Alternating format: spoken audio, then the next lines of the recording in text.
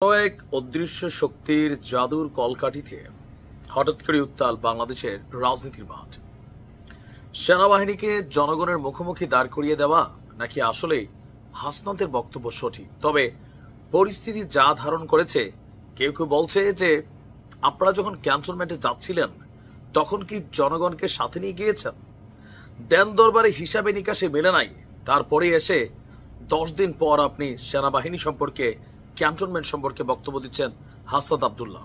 এই কথা বলছিল ছাত্র অধিকার পরিষদের আপনার যে আছে, কি বলা হয়, যে রাশেদ খান।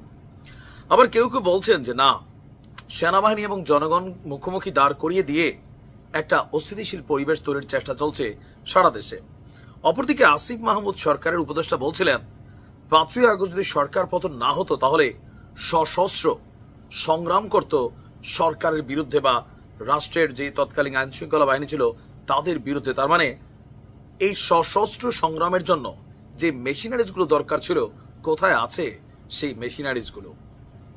5ই আগস্টের আগে বাংলাদেশের বিভিন্ন জেলখানাগুলো ভাঙচুর হয়েছে, লুটপাট হয়েছে, বিভিন্ন ধারা খোয়া গেছে, হাজার হাজার সরকারি লাইসেন্সধারী অস্ত্র এখনো সেগুলো উদ্ধারে অভিযান চলছে।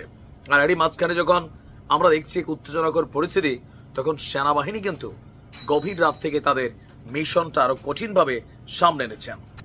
গতকালকে দিনভর নানান উত্তেজনা আর রাজনৈতিক বক্তব্য, ইভেন সরকারের আওয়ামী লীগকে পুনর্বাসন বা রিফাইন্ড আওয়ামী লীগ, এই ইস্যুগুলোতে দেশ যখন উত্তপ্ত, তখন অস্থিতিশীল পরিবেশকে মোকাবেলা করার জন্য গভীর রাত থেকে ঢাকা সহ বিভিন্ন জায়গায় সেনাবাহিনীর যে অভিযান, সেটা ব্যাপক হারে চোখে পড়ার মতন বৃদ্ধি পেয়েছে। মানুষকে পরিবহনকারী যানবাহন হোক অথবা ব্যক্তিগত প্রাইভেট কার হোক বা হুন্ডা হোক, অথবা আপনি যাই বহন করছেন, কড়া তল্লাশি আমরা দেখছি বাংলাদেশের বিভিন্ন জায়গায়। সেনাবাহিনী বলছে আশু পরিস্থিতিকে নিয়ন্ত্রণের জন্য এবং যে কোনো মানে কি বলা হয় যে সার্বভৌমত্বের প্রতি হুমকি অথবা রাষ্ট্রকে অস্থিতিশীল করার জন্য যে মেকানিজম চলছে সেগুলোর বিরুদ্ধে সরকার বা বাংলাদেশ সেনাবাহিনী সজাগ রয়েছে। এছাড়া আপনারা জানেন যে আইন শৃঙ্খলা পরিস্থিতিরও বিভিন্ন জায়গায় ব্যাপক অবনতি ঘটেছে। সন্ত্রাসী কর্মকাণ্ড, চাঁদাবাজি, ছিনতাই বিভিন্ন জায়গা থেকে আমরা দেখছি ঘটছে। আর এর জন্য সেনাবাহিনী এই ধারাবাহিক রেড বা ব্লক চালিয়ে যাবে। ছাত্র উপদেষ্টাদের সাবেক এবং সমন্বয়কদের যে নানান বক্তব্য, সেগুলোর প্রেক্ষিতে এখন পর্যন্ত সেনাবাহিনীর পক্ষ থেকে কোন রকম বক্তব্য কিন্তু আসেনি। তবে সাংবাদিক ইলিয়াস তিনি আবার অনেকটা ক্ষিপ্ত এই ছাত্র উপদেষ্টাদের প্রতি। আমরা অন্য একটা ভিডিওতে তার কথাগুলো বলবো। তবে আমরা বাংলাদেশের মানুষ মনে করি যে এই রাষ্ট্রটা সকলের। কোন একটা ব্যক্তির কথায়, কোন একজনের কথায় পুরা সেনাবাহিনীকে আমরা জাজমেন্টের দিকে তুলে দিব কারো ব্যক্তিগত স্বার্থে, আমি ওই জায়গায় একমত নই। পৃথিবীর কোন রাষ্ট্র স্থিতিশীল থাকবে না যেই রাষ্ট্রের সেনাবাহিনী প্রশ্নবিদ্ধ হয়ে যাবে, যে রাষ্ট্রের সেনাবাহিনীকে আপনি চুলকাবেন, তারপর তারা সশস্ত্র সংগ্রামে নামবে, তাদের মধ্যে বিভাজন তৈরি হবে, জুনিয়র সিনিয়র অফিসারে লাগালাগি হবে, সেনাবাহিনী ভেঙে যাবে। আর এই সুযোগটাই সার্বভৌমত্বের জন্য হুমকি স্বরূপ হবে।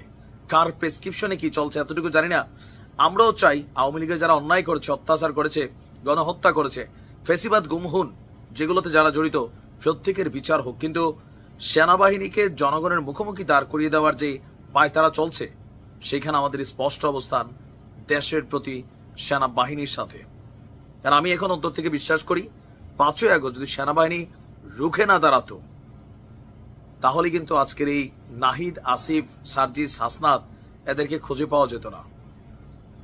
সুতরাং সেনাবাহিনী নিয়ে কি হচ্ছে জানি না, তবে আমাদের অবস্থান সেনাবাহিনীর সাথে। দিন শেষে বিশ্বাস করি দেশের জন্য সেনাবাহিনী কাজ করে। কোন রাজনৈতিক দল, কোন